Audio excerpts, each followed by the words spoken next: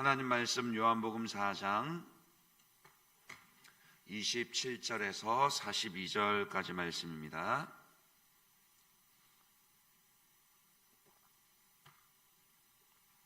요한복음 4장 27절에서 42절까지 말씀 교독하겠습니다.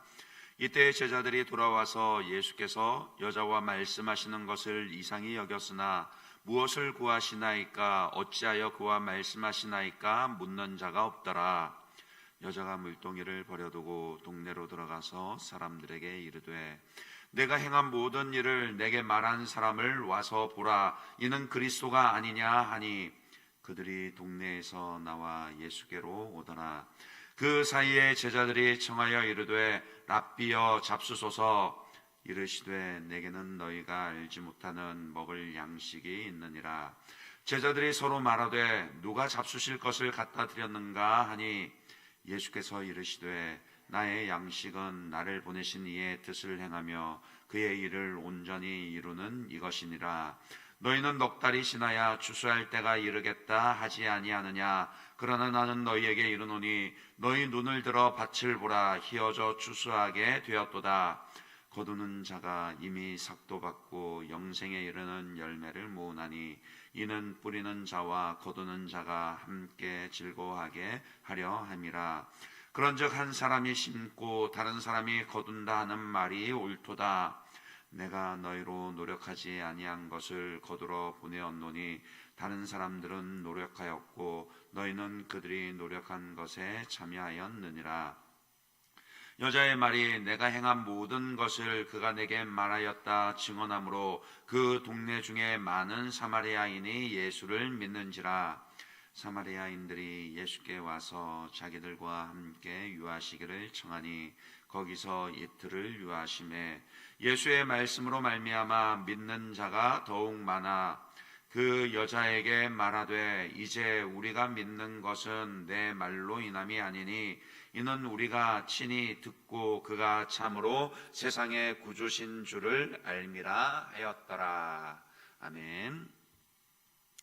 오늘 본문은 수가성 우물가에서 한 여인이 예수님을 만난 사건의 결과를 기록하고 있습니다. 25절에서 여자가 이르되 메시아 곧 그리스도라 하는 이가 오실 줄을 내가 아노니 그가 오시면 모든 것을 우리에게 알려주시리이다. 이렇게 말했을 때 26절에 예수께서 이르시되 내가 말하는 내가 그라 하시니라. 예수님이 오실 메시아 그리스도이시다 라는 것을 깨닫게 되었습니다. 예수님을 만난 사람들요, 즉 예수님을 구주로 믿게 된 사람들은 반드시 변화됩니다. 그것을 이 수가성 여인에게서도 확인할 수 있다는 것이죠. 어떤 점이 변화되었죠? 첫째로요, 그녀의 죄와 그로 인한 부끄러움과 상처들이 다 치료되고 회복되었습니다. 다시 예수님이 이 수가성 우물가에서 그녀를 처음 만났을 때를 떠올려 보시기 바랍니다. 그때가 언제였죠? 4장 6절에 보시면은 때가 6시쯤 되더라 그랬습니다. 요한복음은 대체로 이 유대식 시간 계산법을 따르는데 6시면 한낮 정오입니다. 근동 지방에서의 이 한낮은 너무 뜨겁기 때문에 보통 여인들이 우물물을 기르러 갈 때도 피하는 시간입니다. 그럼에도 이 여인은 한낮에 물을 기르러 갔습니다. 왜요? 사람들을 피하고 싶었거든요. 마을의 다른 여인들이 무리지어서 서로 얘기도 하고 도와주기도 하면서 그렇게 함께 물을 기르러 갈 때에 그녀는 오히려 사람들을 피해 다녔습니다. 그것은 그녀가 죄인이었고 사람들의 멸시와 조롱을 받고 있었기 때문이겠죠. 예수님을 만나고 나중에야 결국 자기의 그 깊은 죄와 상처들이 다 드러나게 됩니다. 그러니까 예수님은 우리를 치료하기 위해서 그 죄를 고백하게 하시고 상처를 드러내게 하시거든요. 예수님이 너의 남편 좀 불러오라 그래 하시니 남편이 없다 합니다. 그렇죠. 그녀에게는 본래 남편 5이 있었는데 지금 함께 사는 남자도 남편이 아니었습니다. 정확한 사연은 모릅니다. 그 당시 이 경제 구조로는 홀로 된 여인이 먹고 살 수 없었기 때문에 그래서 처음에는 사별 후에 다른 남자를 만났을 수도 있습니다. 하지만 5번이나 남자가 바뀌었다라는 것은 단순히 사별로만 설명되지는 않습니다. 게다가 지금 사는 남자도요, 그러니까 함께 살긴 사는데 남편이 아니라 하니 그녀가 죄 가운데 있었던 것은 분명합니다. 당연히 동네 사람들도 수군거리고 그녀를 손가락질하고 멀리했을 겁니다. 그러니 그녀 편에서도 사람들과 어울리는 것이 껄끄러웠고 할 수만 있으면 피해 다니려 했을 겁니다. 그런데 보세요. 오늘 본문 28절에 예수님 만나고 나니까 그녀가 어떻게 변화되었죠? 어떻게 반응을 합니까? 여자가 물동이를 버려두고 동네로 들어가서 사람들에게 이르되, 심지어 자기 물동이까지 버려두고 사람들을 찾아갑니다. 이전처럼 사람들을 피해 숨는 게 아니라요, 사람들을 부르러 만나러 갑니다. 그녀가 가지고 있던 수치심과 상처들이 치료되지 않았다라면 절대 불가능한 모습이죠. 불가능한 행동입니다. 이처럼 예수님을 만나면요, 구주 예수로 인해서 그 모든 죄가 용서받고 그 상처와 수치심이 다 치료됩니다. 둘째로요, 자기 목숨과 쾌락보다도 더 귀한 것을 얻었습니다. 방금 확인했던 것처럼 그녀는 물동이를 버려두고 마을로 뛰어갔습니다. 그러니까 예수님과의 대화를 떠올려 보면요, 대화 중에 예수님이 내가 주는 물을 마시는 자는 영원히 목마르지 아니하리니 내가 주는 물은 그 속에서 영생하도록 솟아나는 샘물이 되리라, 이리 말씀하셨을 때 그녀가 뭐라 그랬었습니까? 11절에 보시면 주여 그런 물을 내게 주사 목마르지도 않게 또 여기 물길로 오지도 않게 해주십시오. 사실 그녀도요, 그 뜨거운 떼약볕에 한낮에 물길러 오고 싶지 않았습니다. 사람들 마주치면 어떻게 조롱할지 뻔했거든요. 하지만 물 없이 살 수 있나요? 그러니까 안 오고 싶었는데, 피하고 싶었는데 죽지 못해 어쩔 수 없이 물을 기르러 나왔던 겁니다. 6번째 남자와 같이 사는 것도 마찬가지죠. 이것만 놓고 그녀가 쾌락을 쫓아 살았다 그렇게 단정 짓기는 힘듭니다. 어쩌면 쾌락보다는 당장에 먹고 사는 문제 때문에, 그렇지 않나요? 자세한 사연은 모르지만 남자라면 지긋지긋한데도 어쩔 수 없이 같이 살고 있을 수도 있습니다. 그러니까 그녀에게 남자는 물동이나 마찬가지입니다. 그런데 예수님 만나니까 아예 물동이를 내팽겨쳐두고 달려가더라는 거예요. 여러분 어떻게 생각하세요? 성경에 이후의 기록은 없지만 과연 이후에도 그녀가 예수님을 만나기 이전과 똑같이 살았을까요? 저는 그렇지 않았으리라 믿습니다.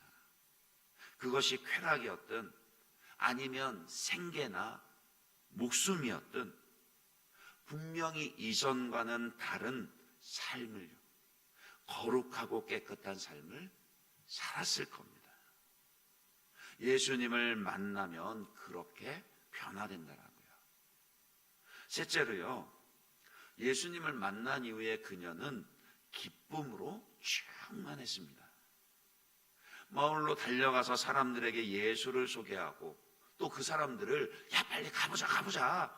내가 메시아를 만났다. 그렇게 다시 그 사람들을 우물가로 예수님이 계신 곳으로 이끌어갈 때 그녀가 뭉기적 그렇게 갔을까요? 만약 그랬더라면 사람들이 그녀를 따라오지도 않았겠죠. 하지만 그 사람들조차도요, 평소에는 그녀를 멀리하던 그 사람들조차도 너무나도 깜짝 놀랄 정도로 이 여인이 달라졌습니다. 도대체 무엇이 그녀를 변화시켰는지, 그녀가 만났다는, 그녀가 말하는 메시아를 자기들도 만나보지 않고는 궁금해서 견딜 수가 없었습니다. 그래서요, 보통 한낮이면 더위를 피해 그늘에 쉬거나 낮잠을 자던 그 사람들이 그녀를 따라 예수님께로 나왔습니다. 그러니까 그녀에게 기쁨이 충만했기 때문에 그 넘치는 기쁨이 다른 사람들을 예수님께로 이끌었더라고요. 지금도 마찬가지입니다. 예수님을 만난 사람에게는 이런 변화와 은혜가 있습니다. 자기 깊은 곳에 감춰둔 상처가 치유되어지고요, 자유와 기쁨을 누리게 되죠. 목숨과 쾌락보다 더 귀한 예수님이 주시는 구원을 얻게 됩니다. 무엇보다도 예수님으로 인한 기쁨으로 충만해지죠. 지금도 하나님은 그때처럼 구원의 일을 계속해서 행하고 계십니다. 예수님이 뭐라고 하십니까? 오늘 35절에 보시면 너희 눈을 들어 밭을 보라, 휘어져 추수하게 되었도다. 제자들은 아직 추수할 때가 이르지 않았습니다. 넉 달은 지나야 추수가 가능할 겁니다 말했지만, 아니요, 예수님은 이미 밭이 휘어져 추수할 때가 되었다 하십니다. 왜냐하면 하나님이 그 수가성 우물가의 여인과 같은 영혼들을, 잃어버린 영혼들을 구원하고 계시니까요. 그러니 우리는 어떻게 해야 할까요? 예수님이 말씀하십니다. 34절입니다. 예수께서 이르시되 나의 양식은 나를 보내신 이의 뜻을 행하며 그의 일을 온전히 이루는 이것이니라. 예수님이 그래 하셨던 것처럼요, 하나님의 뜻을 행하여 복음을 전하고 영혼을 구원하는 것을 양식으로 삼으셨습니다. 우리도 그래야 하지 않겠습니까? 지금도 우리 주변에는 구원해야 할 영혼들이 많습니다. 우리의 전도를 기다리며 구원받아야 할 영혼들이 많습니다. 사람들은 점점 힘들다, 안 된다 말하지만 그것은 제자들이 주님 아직 추수할 때가 이르지 않았습니다, 그림 말하는 것과 별반 다를 바 없더라고요. 주님은요, 이미 밭이 휘어져 추수할 때가 되었다 하십니다. 우리가 영혼 구원의 열매를 보지 못하는 것은 어쩌면 충분히 전하지 않았기 때문은 아니겠습니까? 물론 우리가 다 열매를 거두는 자가 되지 못할지도 모릅니다. 한 사람은 심고 다른 사람이 거둔다 하시잖아요. 그러나 주님은요, 심는 자나 거두는 자나 주님의 일에 동참하는 자에게 상을 주시고 주인의 기쁨에 참여하게 하십니다. 이 예수님 만난 이 여인의 전도도 눈여겨보시기 바랍니다. 그러니까 우리로 치면은 초신자예요. 그런데 마을 사람들을 그냥 단체로 전도를 합니다. 그렇잖아요. 신앙생활을 오래 해야지, 혹은 성경 지식이 많아야 전도를 잘하는 거 아니라고요. 전도는 자꾸 하는 사람, 전도를 많이 하는 사람이 잘합니다. 전도의 열매도 많이 하는 사람이 많습니다.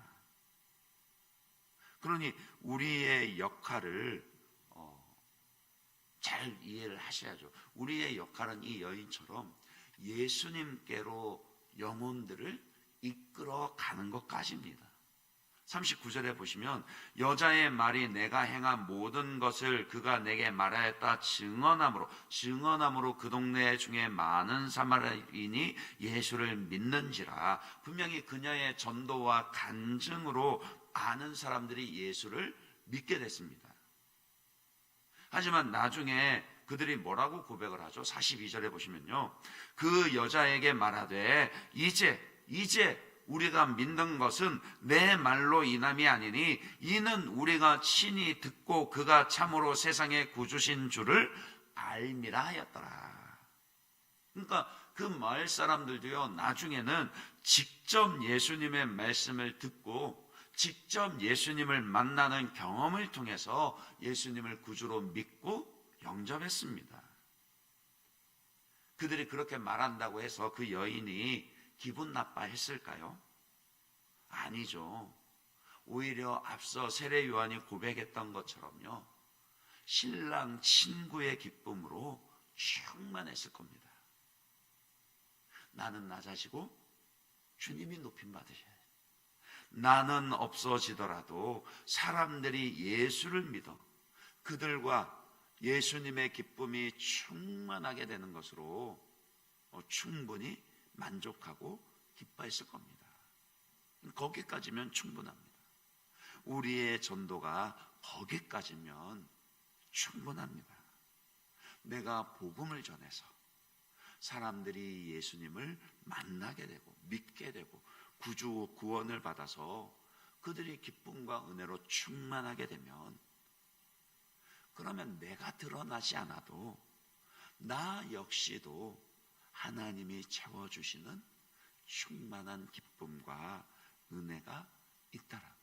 그 사람이 진짜 은혜를 아는 축복의 통로로 쓰임을 받는 사람입니다. 저는 저와 여러분이 우리 예일교회 모든 성도들이 이 은혜와 기쁨을 충만하게 누리셨으면 좋겠습니다. 수가성 우물가의 여인처럼요, 예수님을 만나 변화된 이 확실한 은혜의 증거들과 기쁨으로 충만하시기를, 그래서 세상에 나가서 예수 증인되어 축복의 통로로 쓰임 받으시기를 주님의 이름으로 간절히 축원합니다.